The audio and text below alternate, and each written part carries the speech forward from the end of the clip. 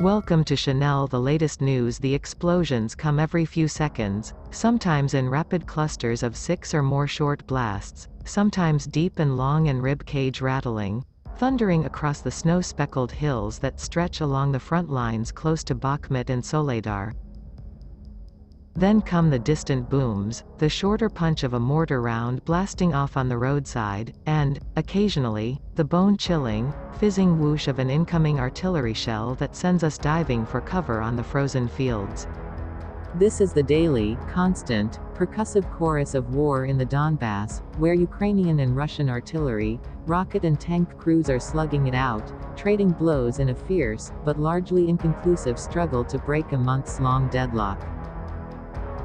"We have a target," said Roman, a Ukrainian tank unit commander, suddenly pulling off his gloves, clambering up onto the slippery, snow-covered turret of a dark green T-72 tank, and swinging open a heavy steel hatch.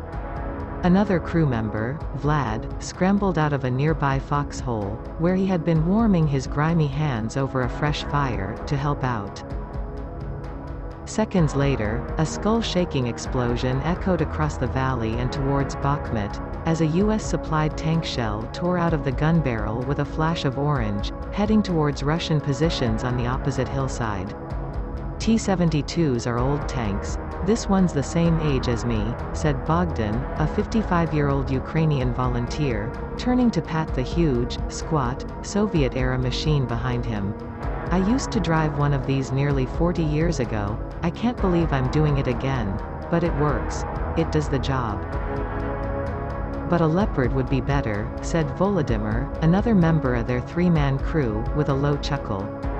Plans to send German-made Leopard tanks and UK Challengers to the front lines here in the Donbass have been greeted with visible excitement by Ukrainian forces, who have been taking heavy casualties in recent weeks, around Bakhmut, and, more particularly, during the ferocious struggle for the nearby town of Soledar. "There were very heavy losses. It's very pitiful. It's hard," said Danilo, an officer in charge of repairing tanks for the 24th Mechanized Brigade. He said the current deadlock would not be broken unless foreign tanks arrived in significant numbers. "Yes, we'll be stuck here. We need these Western tanks to stop Russia's aggression. With infantry, covered by tanks, we'll win for sure," he said. "Leopards, Challengers, Abrams, any foreign tank is good for us. I think we need at least 300, and we need them now," said Bogdan. The Ukrainians all acknowledged that Russia had more modern tanks but were scathing about their tactics. "The Russian tanks are a bit better than ours. They're fully modernized. But mostly the Russians are strong because they push forwards en masse, advancing over the bodies of their own soldiers. Our commanders care more about the lives of their crews, so we try to destroy the enemy, while losing as few of our own men as possible," said Bogdan.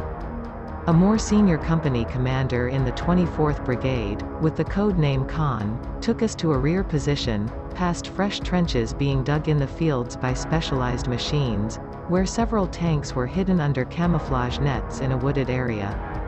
These T-72s have proved effective in winter conditions, but they're old and not really suited for modern warfare. These days it's all about drones and the latest technology. Khan said he believed it would take very little time for his crews to adapt to more modern European equipment. "If you're a tank driver, you're already someone of above-average intelligence.